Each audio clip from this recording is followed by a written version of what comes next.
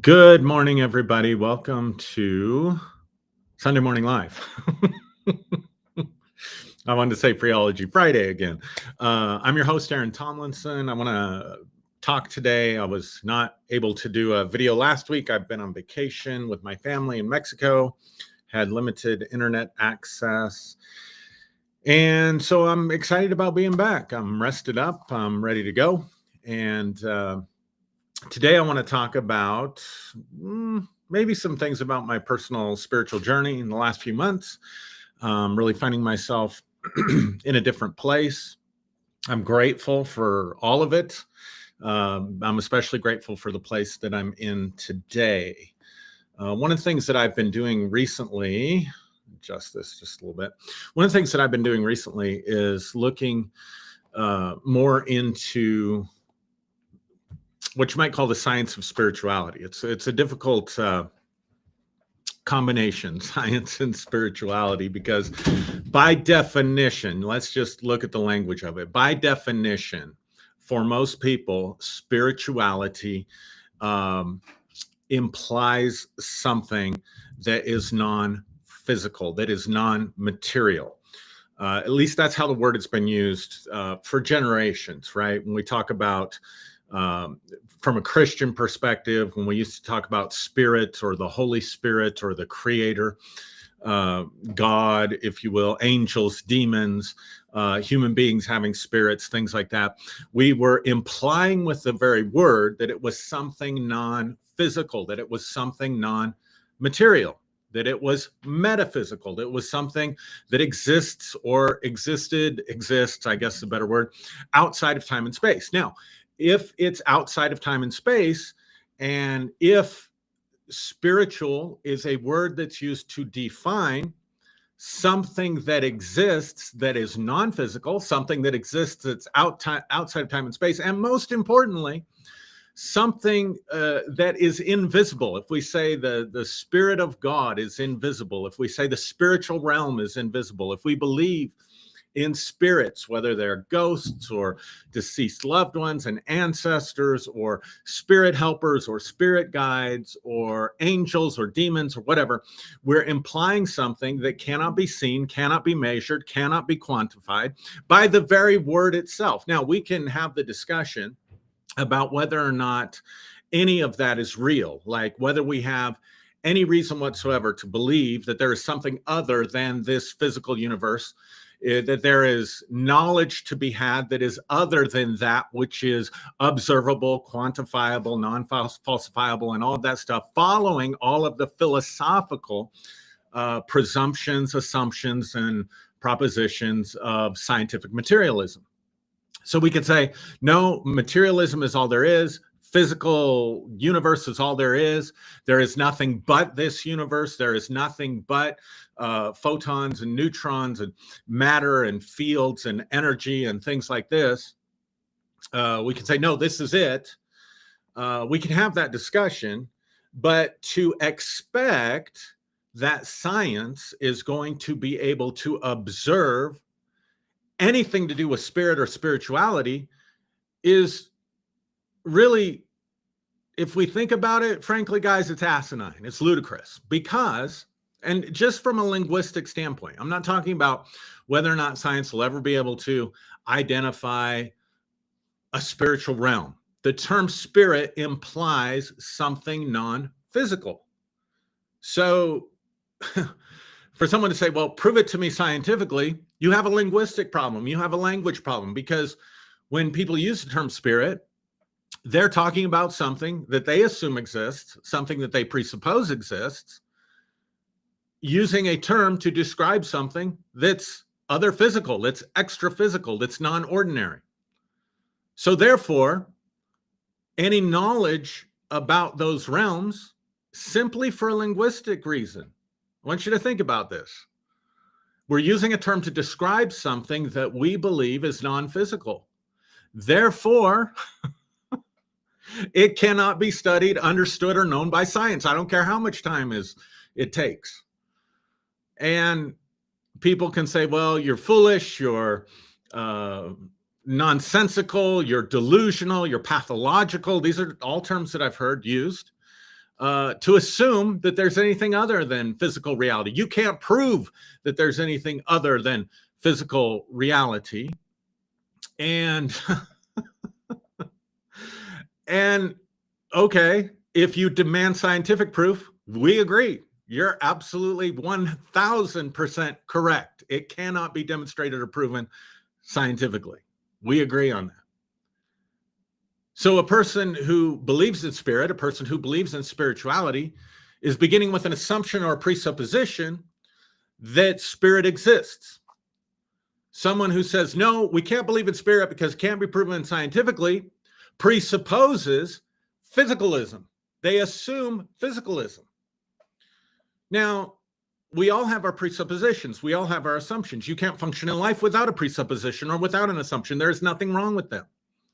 Nothing at all wrong with having assumptions and presuppositions. Again, you wouldn't be able to function as a human being.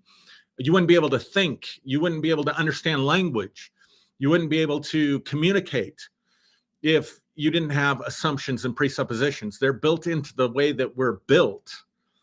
But when we make fun of or become haughty or intellectually arrogant towards someone else for their assumptions, while at the same time we do not recognize that we have our own assumptions and our own presuppositions, we're being hypocritical. We're just being dismissive and arrogant, right? Now, the title for this morning's talk is The Science of Spirituality. So it might seem like I'm setting myself up for failure as I'm beginning the talk, because I have been looking at studies in the arena of human spiritual experiences. So in other words, there's a vast array of scientific studies on human spiritual experiences. 2 weeks ago for Easter, I talked about an embarrassment of riches of scientific studies about near-death experiences, about valid reincarnation experiences. I think it's the University of Virginia has led the way in this particular field. Well, a near-death experience could be considered a spiritual experience. Reincarnation is tied to religious and spiritual doctrines and beliefs. And yet there is science that supports it. And that's just one area that I've been looking at. Today, I want to look at research that Columbia University has been doing. And I'm going to be using as my reference point a book called The Awakened Brain by Dr. Lisa Miller. Now, it's important to understand that even though we call these studies of spirituality or scientific studies of spirit, they're not really scientific studies of spirit, and they're not really scientific studies of spirituality. They are studies using a scientific method being applied to subjective spiritual experiences that human beings claim that they have had or that they are having. There's a difference. So in other words, people can self-report. All NDEs are self-reported. The NDE itself, the qualities of it, the quantities of it, the tunnel, the out-of-body experience, the seeing loved ones that had passed on or seeing prominent religious figures, none of that can be observed by a scientist. None of the qualities of that experience can be replicated, not even by the person who had them. And if it's a true near-death experience, I doubt that most people want to go through that again and try to replicate it. However, we can analyze and compare and contrast and look at the self-reporting of millions of people. And this is how all psychological research is done. It's a completely different discipline than physics. And I think it would be foolish of us to say, okay, the only valid science, the only real science, the only one we can really trust is physics. and things related to physics, things that can actually be looked at under a microscope or measured in some way. To do that is incredibly dehumanizing. To me, it's more dehumanizing than a lot of religion and religious experience. Now, don't get me wrong. I've been on here for 7 or 8 years talking about the dehumanizing aspects and traumatic aspects of religion and religious experiences. So I'm not negating that. I'm just saying that if we say physics is the only valid science, we're being equally as dehumanizing and, quite frankly, developing just a different religion with a different set of criteria in order to conform ourselves outwardly to a group consensus. Because at the end of the day, that's what all science is. It is a group consensus based on the reliability of something being either repeatable or not falsifiable, in the sense that you cannot prove it to be wrong.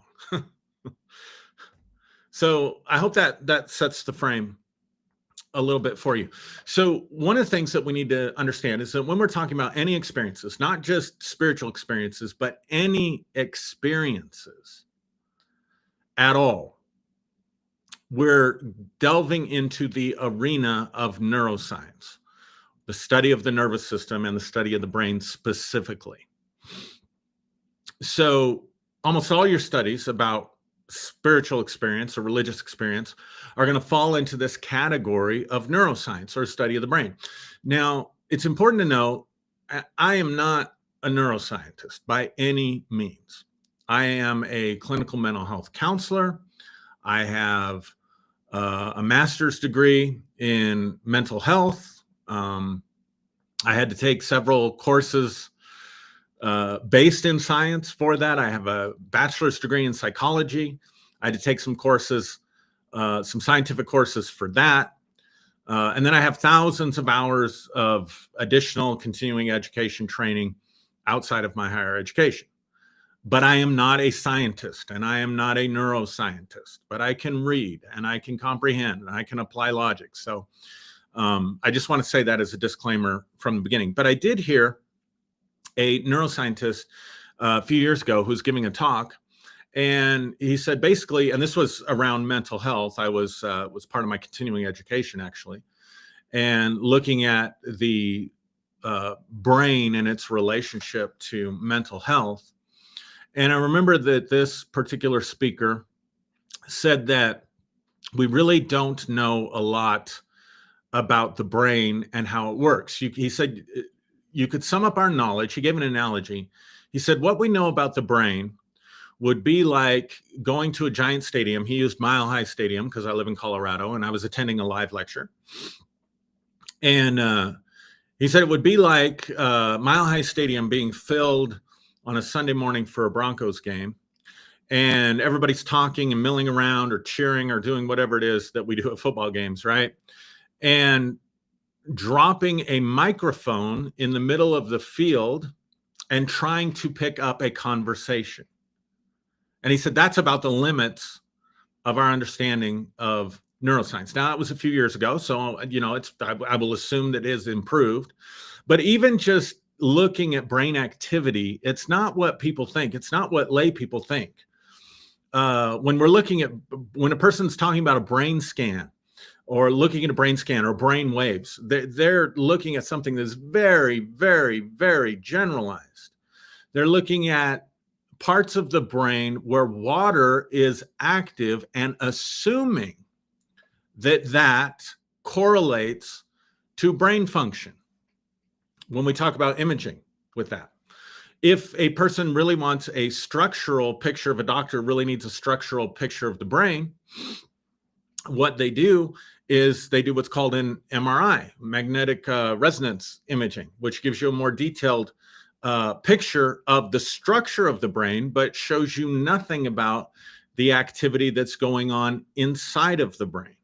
So if we're going to be honest on either side of this discussion, then we have to acknowledge that there is way, way, way, way, way more that we do not know, or that scientists do not know, or that neuroscientists and psychiatrists, people who specialize in the brain, there is way more that they do not know, like way more that they don't know about what the brain is doing than what they do.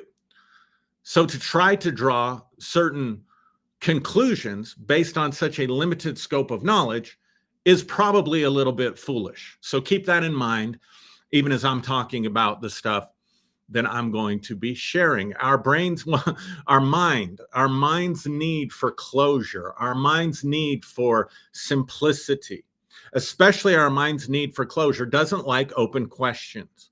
We don't like to wrestle with open questions. We don't like to admit that we don't know. We want closure. We want to know. We want certainty.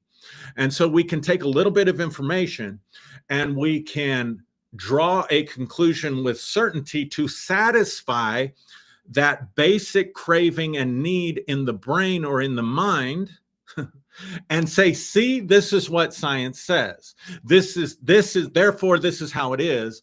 Not understand that this is a really, really, really, really limited picture. And this is where you may or may not have heard of the hard problem of consciousness. This is where the hard problem of consciousness comes in. So I want to talk for a minute about the hard problem of consciousness. In order to understand, so the hard problem of consciousness is this, and the reason it's a hard problem, and I'll talk about the simple problem of consciousness in a minute too, because there are what is identified in the field as simple problems of consciousness. But the hard problem of consciousness and the simple problem, the problems of consciousness, is trying to find any links between what can be physically observed in brain imaging scans as activities in the brain with what someone describes was their subjective experience while their brain was being scanned. And there is no science, there is no theory, and there is no explanation whatsoever to say how certain correlations of the brain, certain things that happen in the brain, then result in what we experience every day of our lives as the subjective experience. So the simple problem of consciousness is this. I'll give you a few of the simple problems of consciousness. Simple problems of consciousness is that a certain person has areas of the brain damaged, and that alters their subjective experience. So, example, a person has a stroke, and they lose the ability to speak, and they can identify in the brain where that damage happened, and so therefore they can say, in this part of the brain is responsible for speech. Same thing can happen with any other physical function, right? They can map out directly, okay, this area of the brain was damaged, this part of human function was diminished or done away with altogether. So therefore the brain relates to these areas of experience. So that would be dealing with the simple problems of consciousness. But here's another simple problem of consciousness that gets a little bit more into the subjective experience. And there's nothing that shows the limitations of science to me more than this area of consciousness. And yet we live in consciousness all the time. You can't even do science without consciousness because it begins with observation. So all science is subjective. All science begins with subjective experience. And we live our entire lives inside of our own subjective experience. What exists for us is what we know and what we've experienced. What doesn't exist for us is what we don't know and what we don't experience. And we cannot share someone else's experience. So here's a simple problem of consciousness.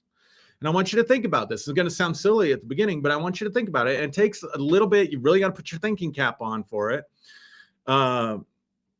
Trust me, there are people way smarter than I am who have thought through and tried to solve these problems for years. One of these simple problems of consciousness is, let's just look at color. So what we know about color is that we have receptors in our eyes that receive light And then the brain performs a function that takes the information from those receptors and creates inside your brain the colors that you see, the images that you see. Color is 100% subjective experience. It has basis in physical reality. There is light out there. There are receptors. There is a function that's going on in the brain that is translating a color to you. But if it was just as simple as red is red and blue is blue and white is white, it would be impossible for someone to be colorblind. It would be impossible for someone to not be able to distinguish various different colors, et cetera, and so on. So I don't want to get into all the ins and outs of perception and perceptual psychology. But here's the problem. Here's one of the simple problems of consciousness. How do you know that what you see as red and call red has the same qualities and looks the same subjectively to me? There's absolutely no way to know that or to prove that one way or the other. In other words, what I see as red, I learned to call red. I learned my colors. Somebody pointed at what I see as red and said, that is red. Somebody told me to call what I see as blue. And then we have this group consensus or agreement that this particular spectrum of light looks like what we call blue. But the truth is, if I could somehow magically step outside of my body, remove my consciousness outside of my body, and step into your consciousness so that I could know exactly what you're seeing, there's no way to prove or disprove. There's no way to tell that what I call red is the same color experience as what you call red. In other words, what I call red, you could see as blue, but call it red. And what I see as blue could be what you see as red. I know it gets confusing. So in other words, if I'm looking at something red and you're looking at something red and I'm experiencing it, I could be seeing it the way you see the color blue. And you could be seeing the color blue the way that I see the color red. But because we learn to categorize it as red, blue, etc., we all assume, it's an assumption, that we're seeing exactly the same thing. But there's no way to tell, no way to measure, no way to look at, no way to verify or to prove or to replicate or anything to know that your experience of red is the same as my experience of red, or that your experience of blue is the same as my experience of blue. And that's called a simple problem. So if you had difficulty following what I was saying there, I had to rewind it or something, because I have trouble following it even as I'm saying it, then just understand that's the simple problem of consciousness. The hard problem of consciousness gets more into the even more subjective experiences that we have. In other words, the feeling of love, what love feels like for you, or what love feels like for me, the awe that we might experience when we view a sunset, all of the qualities of our subjective experience, the taste of coffee, all of that. There is no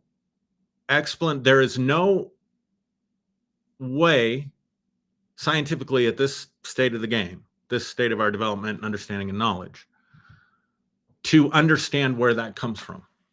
Now, people will assume, because there are correlations between brain activity and brain function on a brain scan and certain experiences, people will assume, or can assume, especially if you're totally committed to a physicalist view, a presupposition, and philosophical assumption of reality, then we can assume, oh, this particular area lights up when this function's happening, therefore the brain must cause subjective experience.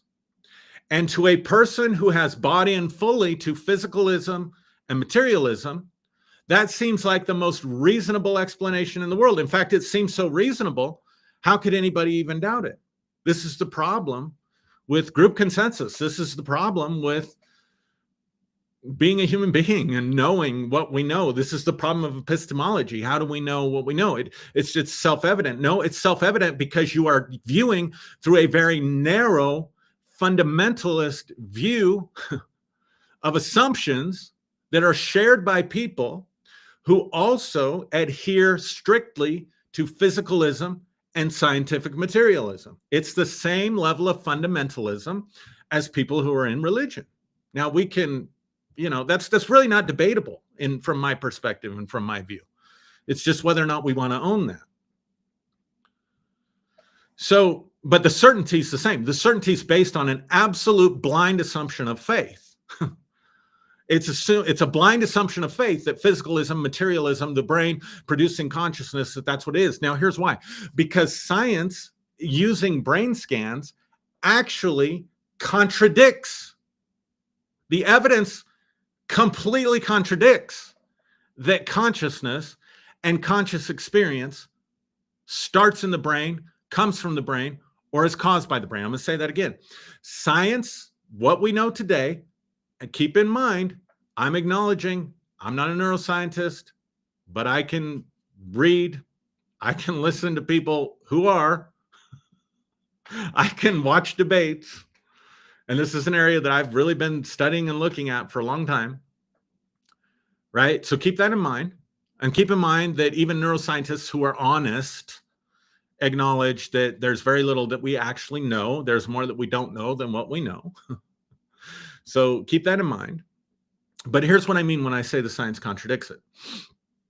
People who have near-death experiences, so even someone whose vital organs are working, the heart is still pumping and they're still breathing, and et cetera and so on, can be what we call brain dead.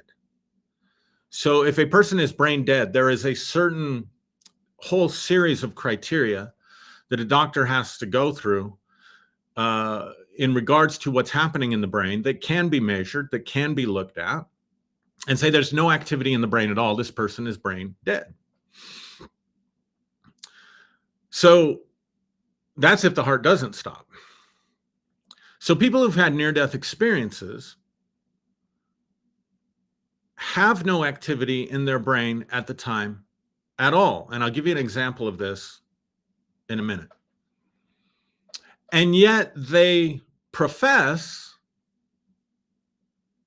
incredible sensory experiences. In fact, a lot of people who've experienced near-death experiences say, I saw colors and vibrancy that I cannot describe in earthly terms because I can't relate it to any sensory earthly experience that I've had. Now, I want you to think about that for a minute.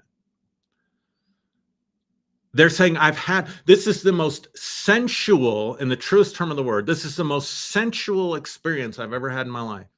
Colors were brighter. Images had more depth and dimension to them. Sounds, the music and the sounds were incredible and beautiful.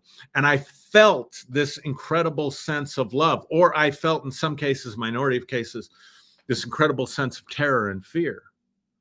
And yet there's no measurable activity in the brain whatsoever. So if the brain causes sensory experience, then pure logic would say, if you're having a greater experience of sensual stuff like colors and sounds and feelings, the activity in the brain should be more. Now, say, well, how do we know that they were brain dead or whatever? I mean, like it's just ridiculous. People say, well, there's a bunch of what's one of the explanations I've heard. And this is just people, you sound as silly, honestly, to people that are objective, when you do this as a committed scientific materialist, you sound as silly to people like me as religious people sound when they're talking about the God of the gaps and stuff like that. Well, it's DMT.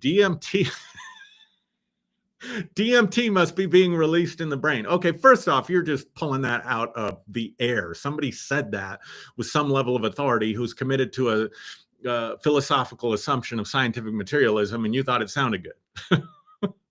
The reason it's probably not DMT is because DMT is what gets released during certain psychedelic experiences when people are taking psychedelic plants or psychedelic drugs, and they're not as repeatable. In other words, if we take a sampling of 1,000 people who've used psychedelic drugs, uh, we may get, a series of, let's say, I'm pulling this out of the air. We could get 1,000 different experiences, 1,000 different types of experiences, or at least there would be a broad categorization of experiences. I saw colors, I heard sounds, the trees were talking to me. Um, if you had a bad trip, I saw demons and the devil. I had bugs crawling. I mean, you see what I'm saying? It's not as consistent as near death experiences when they are repeated. So forget the fact that you're just assuming DMT gets released and that's what causes it. There'd still have to be brain. I mean, it's so ridiculous. It's so silly to say that's what's going on. We can come up with all kinds of different ways to explain near-death experiences. If we're committed to saying there's no life after death, there is no spirit, there is no spiritual reality, and come up with something way better than something going on in the brain, because we know nothing's going on in the brain. So they made it up afterwards. Their brain gave it to them after their brain came alive. That's a much better explanation if you're committed to materialism. But then you're violating Occam's razor. And Occam's razor is another application of logic that's used in science that says the simplest explanation is usually the correct explanation. And we start violating Occam's razor when we start bringing in all kinds of wild theories and ideas to explain something, because we're so committed to a worldview, fundamentally, just like a fundamentalist religious person that we curse and hate and go against. Human beings are funny, man. We're funny that we do this stuff. All right, but here's the thing. Speaking of psychedelic experiences, when they've done brain scans with people who are under psilocybin or ayahuasca or LSD or whatever the case may be, ironically, when they do brain scans with them and they're having these incredible subjective, hallucinatory, psychedelic experiences, the brain activity slows down. In fact, in some cases, it's as close as you can get to death without being dead. In other words, the brain activity just completely shuts down. So the best theory for consciousness and the brain, the one that's the most consistent with the actual scientific evidence that we have, is that the brain is a filter for consciousness. That consciousness does not originate in the brain. That your brain cells and brain activity is not responsible for causing or creating your subjective experiences. The best explanation is that the brain probably filters out experience, filters out consciousness, narrows consciousness so that you can experience yourself in time and space. So that rather than being the projector that is creating the experience of the movie on the screen, in this case, the brain being the projector, right? The brain causing the experience that you're viewing and having and feeling, hearing. Probably the brain is more like the screen.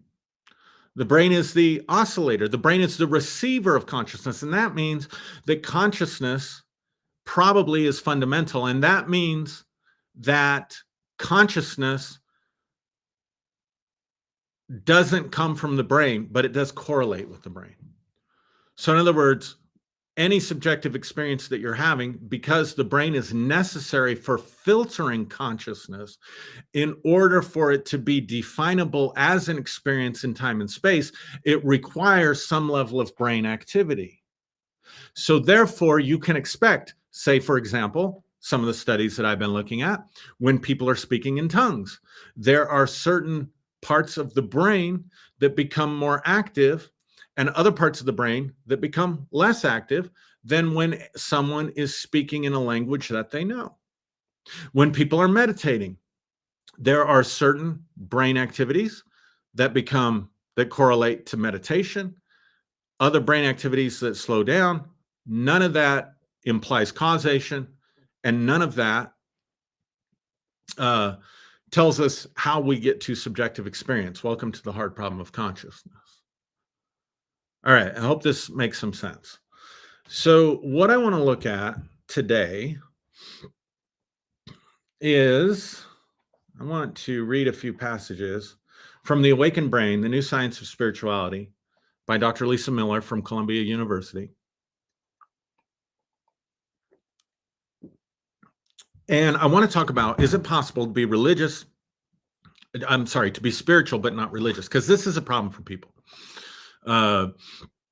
Really a problem for people. And so my passion, my thought about my contribution to this life out of my own journey, my own research, my own experiences, et cetera, and so on, is that there needs to be a logical, reasonable place for people to explore their humanity in all of its facets and beauty, my focus being spirituality and, dare I say, even faith, without the religious dogma and the religious indoctrination. So in other words, there are some of us that we got into the religious indoctrination. This was certainly my case. The religious dogma and religious indoctrination came later. In all of the interviews that I've done, I've said that I was raised in a Christian family.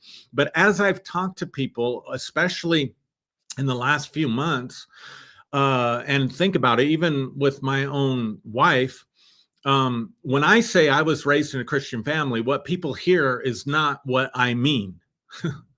What I mean is I was raised in your typical rural farming community where we went to church on Sunday mornings and we prayed when we got in trouble, and we said our prayers at night, and we tried to follow a code of ethics that looked out for our neighbors.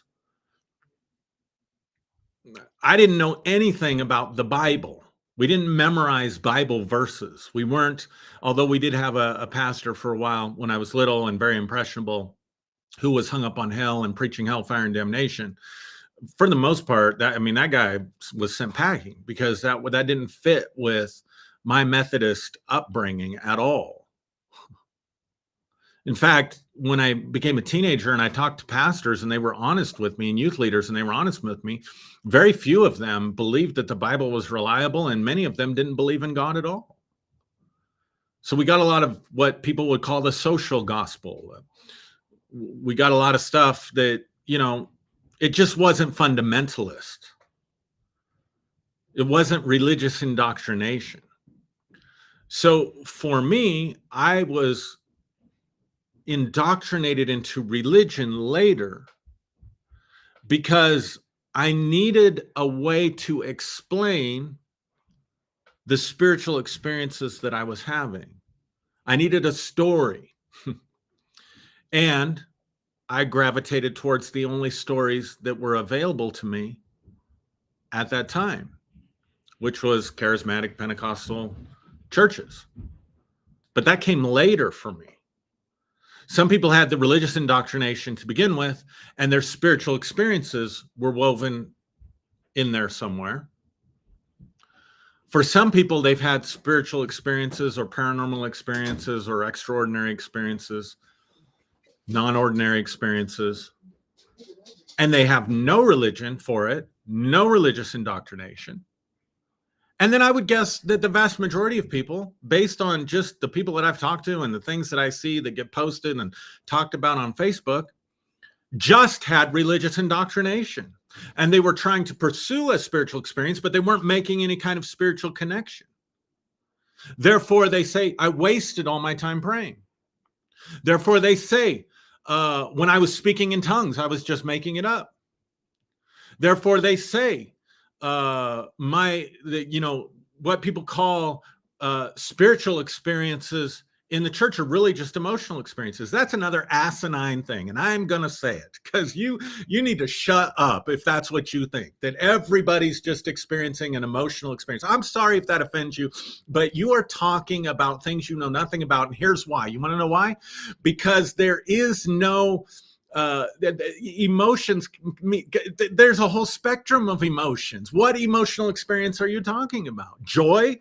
Are you talking about ecstasy, ecstatic experiences? Are you talking about depression? Are you talking about sadness? Are you talking about anger? Because here's the thing, gang, especially if you're going to look in the brain and brain scans, all of those experiences have different correlates in the brain.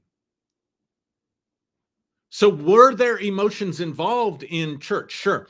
Were some churches only having emotional experiences with nothing spiritual? Sure. But to then you make a blanket generalized statement that it's all emotional experience? Come on. Why am I being so strong with this? Because I think spirituality is important. I think it's very important. I think it's very helpful for people. I think religion can be very harmful, but I think spirituality is very helpful and very powerful. And because we've had this bifurcated choice in modern culture between all or nothing, this all or nothing thinking, which, by the way, just incidentally, that's something that we look at. No, I'm not going to say that. I'm not going to say that because I'm being a jerk. All right, I'll stop being a jerk.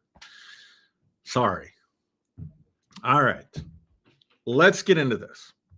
So this comes from the book.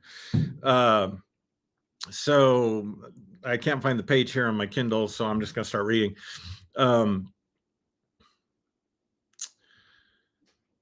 right, so I'm just going to pick it up midstream. In this new study, Dr. Kendler, who I think she's probably referencing a guy that did a lot of research into schizophrenia. But anyway, in this new study, Dr. Kendler examined the genetic versus environmental basis for spirituality. With his colleagues at Virginia Commonwealth University, he had conducted personal assessments, watch this, with 1,902 twins from female-female pairs, some identical twins and some fraternal, in the Virginia Twin Registry, a database of every twin born in the state of Virginia over 2 decades.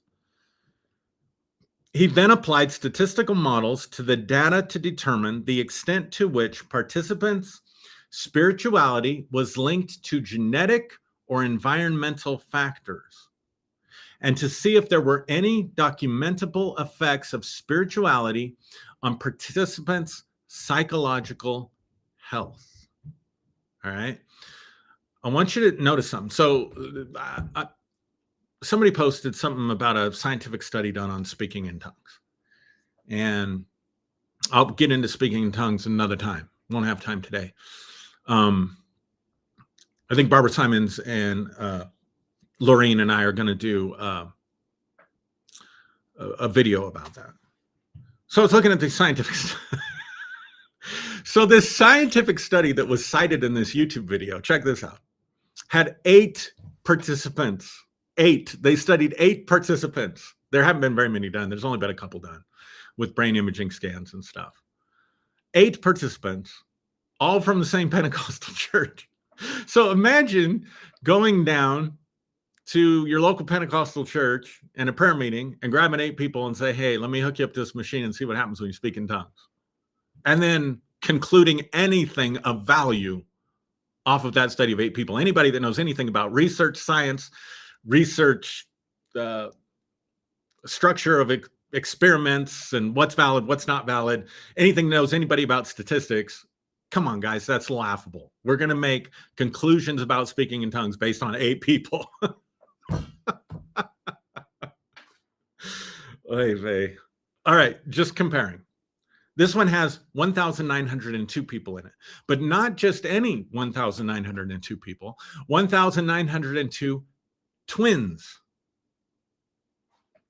Twin studies are the gold standard in psychological studies when we're trying to look at what's nature and what's nurture. All right. Dr. Kindler, here's what I want to get to. Dr. Kindler established a clear distinction between personal spirituality and strict adherence to the rule of religion, or what Kindler called personal conservatism. I'm going to read that again because this is important.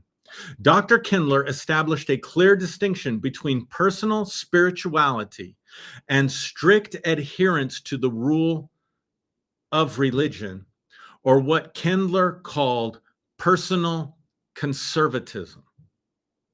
In his largely Judeo-Christian sample, personal spirituality measured items such as frequency of seeking spiritual comfort, frequency of private prayer. Those aren't the only two. Those are just two examples. While personal conservatism measured items such as belief that God rewards and punishes, literal belief in the Bible. So in other words, he had two sets of criteria. One set of criteria saying, this is how we're going to define when people talk, how we're going to categorize what is a spiritual experience. And this is how we're going to categorize what people talk about in religion so that we can create two distinct categories, one for spirituality and one for religion. And Dr. Miller here gives us only two examples of what those criteria were. To have the full list of the criteria, you would have to look at the original studies. To look at the original studies, unfortunately, you have to be a subscriber to the particular journal in which they were published, which I'm not. But if you are, great, go for it. Let us know what the rest of the criteria were. So she only pulls out two criteria. The first criteria being you pray, let's see, frequency of private prayer, frequency of seeking spiritual comfort. On the religious side, belief that God rewards and punishes, or belief in a literal interpretation of the Bible. Kendler found that personal devotion and personal conservatism, listen to this, Kendler found that personal devotion and personal conservatism go hand in hand for some people, but not the majority of those studied. I love the honesty, the honest evaluation of the study. In other words, we're not saying studies show this for everybody and therefore it's scientific law. Anyway, this just gets on my nerves. Let me start over. Kendler found that personal devotion and personal conservatism go hand in hand for some people, but not the majority of those studied. Following a particular religious text very closely didn't necessarily mean or not mean that a person reported a felt sense of being in a personal relationship with a higher power, or turning to a higher power or source for guidance in times of difficulty. In other words, a person could measure high in personal devotion while anywhere from high to low in personal conservatism or vice versa. Kendler's research was the first major empirical study supporting the important distinction that people can be spiritual with or without being religious, and can be religious with or without being spiritual. Amazing. So, in other words, what he's saying is that you can have devotion, you can have belief in God, you can have devotion to the Bible, you can have belief that God rewards and punishes, and have no or very little sense of being in a relationship with a higher power and reliance upon that. You can have no religious belief and indoctrination and have a sense of a higher power and being in relationship with it, or you can be somewhere in between. Two distinct experiences, two distinct categories. The study's set of findings was even more significant. Kendler showed three vital and heretofore unexplored correlations between spirituality and mental health. This is where I get interested. First, low levels of depressive symptoms are related to high levels of personal devotion. That is, if you have a high degree of spirituality, you are less likely to be depressed. Second, Kendler found that personal devotion can serve as a buffer against the negative psychological effects of stressful life events, such as illness, divorce, or loss of a loved one. Interestingly, when viewed minus the presence or absence of personal devotion, personal conservatism or religious practice didn't have the same buffering effect. Personal devotion, or a sense of relationship with a higher power, was the active ingredient that carried the protective benefit with or without personal conservatism. So they're defining spirituality as personal devotion, and they're defining religion as personal conservatism. These studies are mind-blowing because the degree to which people do not become depressed correlates statistically at an extremely high percentage. In other words, lack of depression and personal devotion, or a sense of being in relationship with a higher power, has a huge correlation. Whereas people who become depressed or aren't as resilient when facing a divorce or death of a loved one or a serious disease, higher rates of depression, much higher rates of depression, correlate to the lack of personal devotion. I hope you understand. I hope I'm being clear.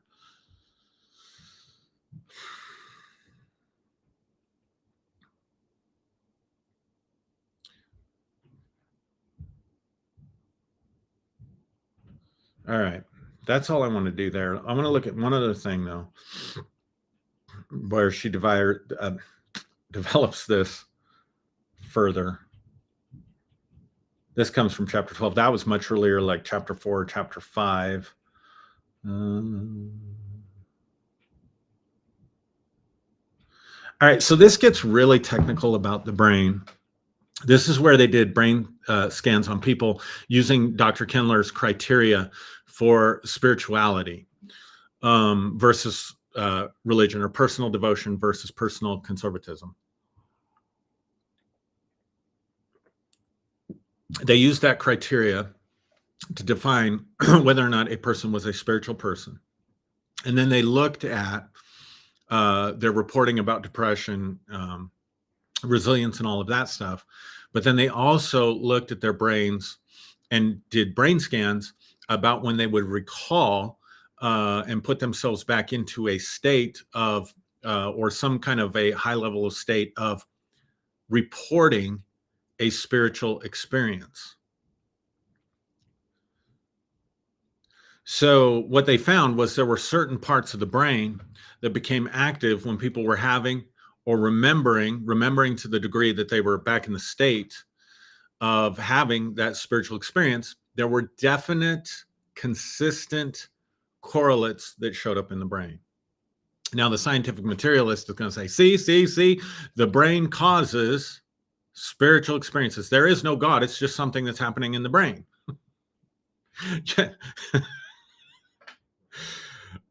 That completely ignores the simple problem and hard problem of consciousness. Completely sidesteps that problem like it doesn't exist. All right. Anyway. But what's interesting to me is, how do these activities in the brain correlate with other experiences that we have? So here's some quotes. During the stress experiences, the participants' brains, so in other words, they're recalling stress experiences or in stressful experiences, and they're looking at what their brains are doing in a brain scan. During these stress experiences, I want to be clear. I want to slow down. So they're comparing and contrasting. They're having a group recall stressful experiences and looking at what the brain is doing as they're recalling stressful experiences. Then they're having these same people recall experiences of personal devotion, or recall spiritual experiences, and looking at the differences in the brain scans. Got it? So during the stress experiences, the participants' brains showed high activation of the insula and striatum, the regions in the frontal lobe that serve as the brain's motivation and reward centers. If you place your hand directly on top of your head, you can locate the approximate position of the insula and striatum. These regions help us take action towards goals or rewards. But when they are overused, the insula and the striatum are like a stuck gear, telling us, go get it, gotta keep it, gotta make it happen, or no, oh no, sorry, or oh no, not enough, need more. These are the regions where we experience feelings of craving and anxiety, and the neural networks that, when out of balance, drive us to addiction and substance abuse.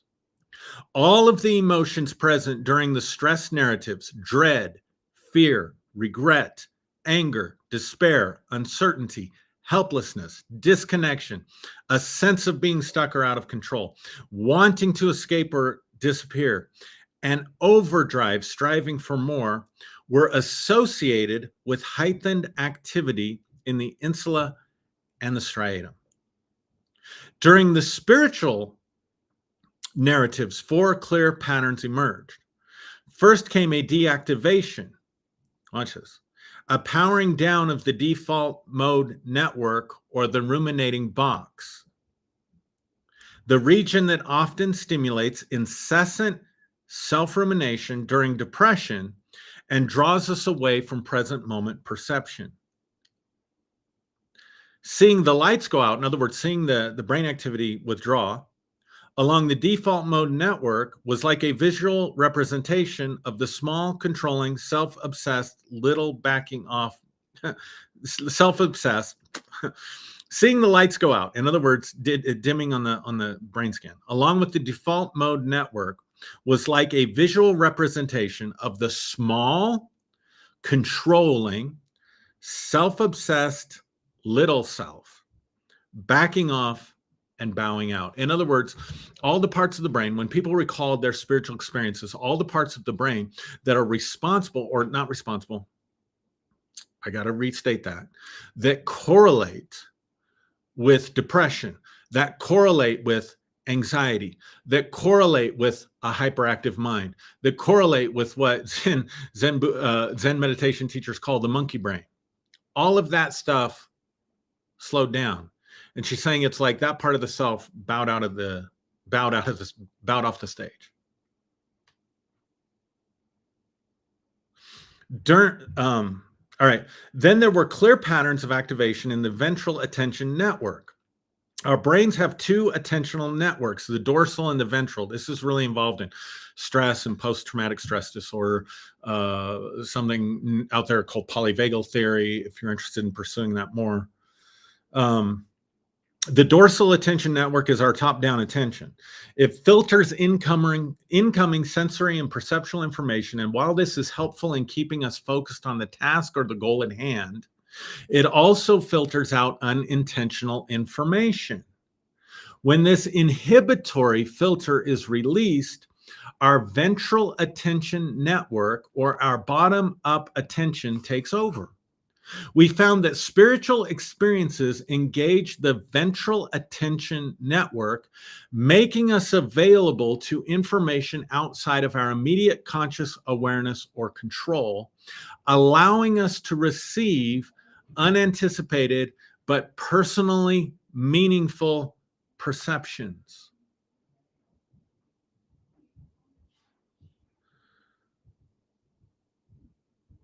Let's see what else.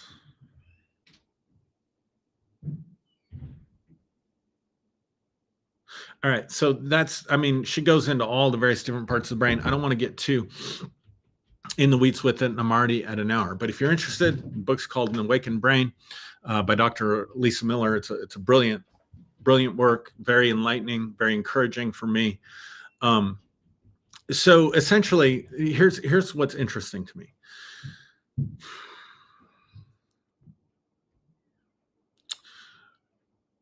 One key ingredient in spiritual experiences across the phenomenal spectrum. Here's what I mean. Whether you're Christian, Hindu, shaman, pagan, voodoo practitioner, whether it was in ancient Greece or whether it's today, unquestionably, spiritual experiences are an altered state of consciousness. They are an altered state of awareness. The shaman has to travel in the spirit, and they use drums. Sometimes they use plant medicine. What are they doing? They're altering their perceptions. They are altering their state of consciousness. People who channel, psychic mediums, open themselves to a broader range of incoming information rather than the narrowed range of typical modern Western linear logic and reason. To get information from the spirits, the shaman goes on a shamanic journey. To contact psychic information, whatever that's, whether it's remote viewing or it's psychic mediumship, where they're contacting perhaps people that have passed on or other spirits, requires a different state of consciousness, an altered state of consciousness. People who were part of the Pentecostal or charismatic movement, who reported heightened spiritual experiences, those ones we like to just call emotionalism, regardless of what you think about that, they entered into an altered state of consciousness. I can honestly say in my own experience that without exception, answers to prayer, gifts of the Spirit, receiving, healing, miracles, in order for those things to work, and this is the missing ingredient for people, it requires an altered state of consciousness. John on the Isle of Patmos in the book of Revelation, Revelation chapter 1, verse 10. Our American Bibles read, I was in the Spirit on the Lord's day. I was in the Spirit on the Lord's day. In the Greek, what it actually says there is, I put myself in the Spirit, or I came to be in the Spirit. And the way the verb tenses are there, it was something that John did for himself.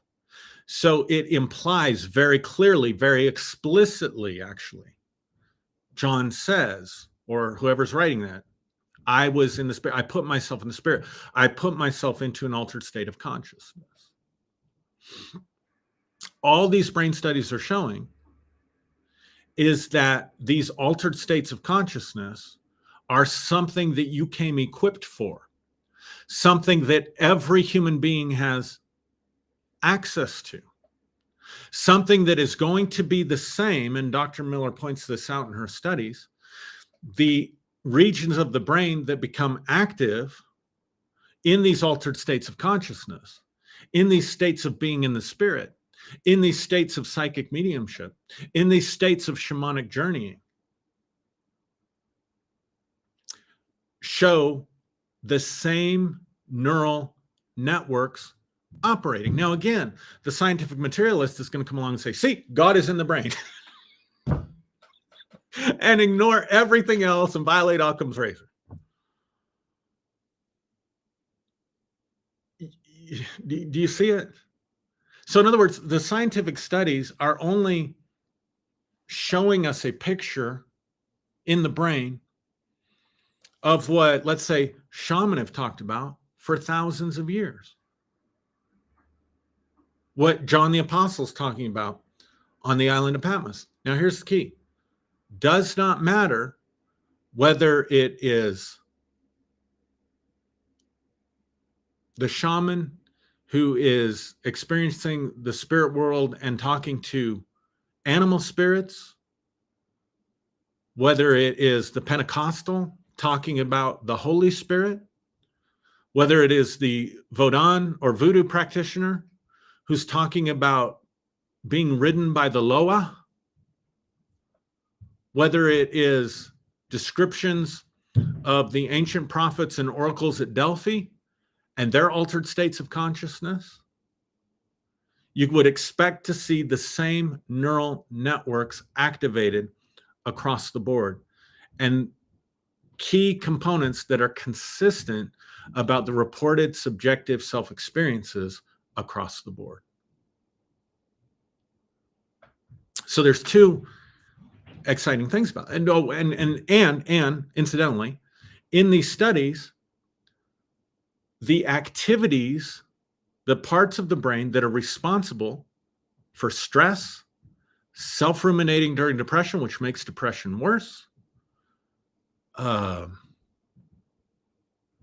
anxiety, what Dr. Miller goes on later in her book and calls the achieving brain, it's all neocortex frontal lobe activity. And in these spiritual experiences, that withdraws, and the person reports an expanded sense of awareness, an expanded sense of self, a connection to something bigger and greater and higher than themselves. And there's nothing wrong with that, guys. There's nothing, absolutely nothing wrong. You don't have to sacrifice yourself. You don't have to give up on yourself. In fact, you could look at this from a different perspective and say we're all wired for spiritual experiences.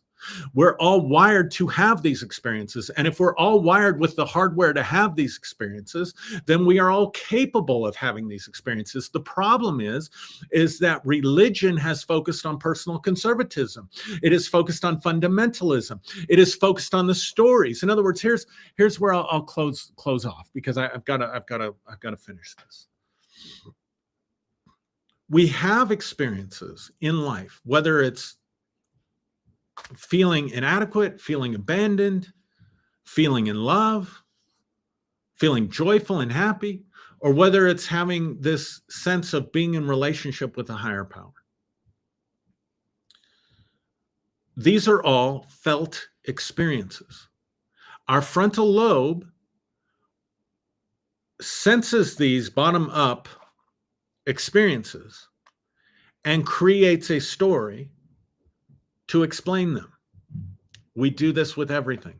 We have trauma stories. We have victim stories. We have vacation stories. In other words, our brain comes up with reasons. Our brain comes up with stories to explain our world, to explain our experiences. So what happens is that people who are having genuine spiritual experiences, what they're doing is they're reducing the filtering components of the brain so that they're expanding into a sense that there is something that transcends physical reality. There is something bigger than the self. There is something outside of the self, right? And these experiences are qualitatively positive. These experiences, even in the brain scans, will reduce depression and reduce anxiety.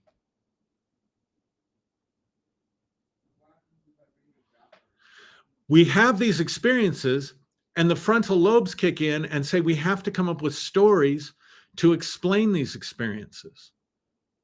So therefore, I had this experience with God.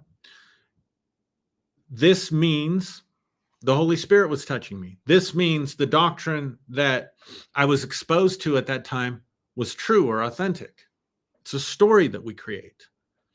It's not the experience itself. The problem is we get stuck in believing the stories rather than recreating the experiences. So to be spiritual is to realize that the stories are secondary. They may serve a purpose, but the map is not the territory. The story itself doesn't accurately define what's happening. And then we get stuck in the story. And we say, if you believe my story, you can have the same experience. And we know that doesn't work. So someone has a religious experience, someone has a spiritual experience, someone has a personal devotion experience, someone has an experience of God, and then we come up with a story. And then we think if I can get the person to believe the story, they can have the same experience, thinking the story caused the experience rather than that the experience caused the story. You see what I'm saying? And we can do this the other way too. We can do this and say, okay, you had this experience of a sense of self that was expanded. You had this experience of God, of a higher power, of being in relationship with a higher power, of being connected, right? But that's really just you. That's really just your brain. That's the story that you come up with to explain the experience out of the brain's need to tell stories. Or it's just yourself. It's just your higher self. It's just the experience of all the parts that are really just you. So therefore you are all of it. That's just a story. So I've got to get you to believe my story rather than taking a look at spirituality and the spiritual journey and the spiritual life from the perspective of these are experiences. How can we create or recreate on a consistent basis these experiences and thereby improve our mental health and our psychological functioning? So someone who says, the belief in God causes me fear. Belief in God causes me anxiety. Belief in God causes me,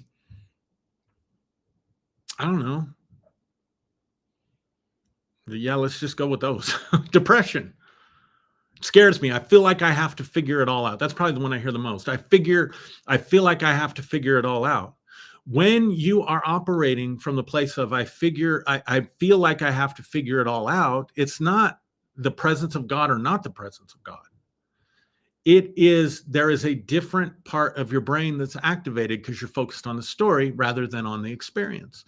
And the more you focus on the story, the less you're going to have the experience, the less connected you're going to feel, the less alive you're going to feel, the less in relationship with God or a higher being or a higher power you're going to feel. And the more you're going to ruminate and try to figure things out with linear logic, reason, etc. So if we can allow the stories to be there, and you pick the story that's preferable to you, and if we can understand the story doesn't cause the experience, just if I can get you to think like me, you can have the experience that I had. If I can get you to believe the same story, to live in the same narrative that I'm living in, then you can have the same results.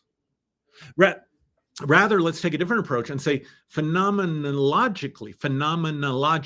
In other words, how can we generate, create, and recreate these subjective experiences and abide in those places without giving in to the hyperactivity of the frontal lobe that needs to come up with the stories in order to explain the experiences, not to mention the part of us that needs other people to believe the same stories that we believe.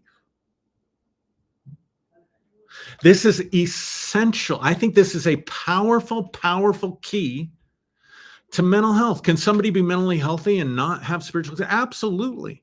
But if we're all wired for spiritual experiences, if we all have the circuitry for it, if we all have the components for it, and we all have the ability for it, but we've just lacked the knowledge of this, or we've lacked the training on how to do this, then we're skipping, we're editing, we're cutting out a huge part of what it means to be a human, and not allowing ourselves to have these experiences, or worse. Here's the worst one, and here's where I'll close. We had experiences, but we bought so much into the stories that we have conflated the two, and we cannot separate the two. And so therefore, we almost ridicule our former selves that had these experiences. We minimize or reduce or negate. In a lot of cases, can I just be honest with you? We gaslight ourselves. We gaslight ourselves into, oh, that was just my imagination. Oh, that was just emotionalism. Oh, that was just something where we've got to minimize it because we've conflated it with the story. But the power of being able to say that this isn't just some new age woo-woo thing to say I'm spiritual but not religious. This is something that has its origins in a very in-depth, very well constructed set of experiments that have been repeated over and over again. And we can identify and say, I want to go after the spiritual aspects. And then I can let the story be whatever it is. Like, whatever it is, doesn't matter. Whatever works for you. I hope that makes sense. Again, today I'm not able to see comments. So I'll have to go back later and look at those. But let me know what you think. Hope you enjoyed this today. Hope this was helpful for you today. Hope this made you think today. And I hope you'll just keep riding along with me on this journey that I'm on and that we're on together. So anyway, love you, appreciate you. Thank you for everything. Thank you for spending this time with me. I really appreciate it, and hope you have a great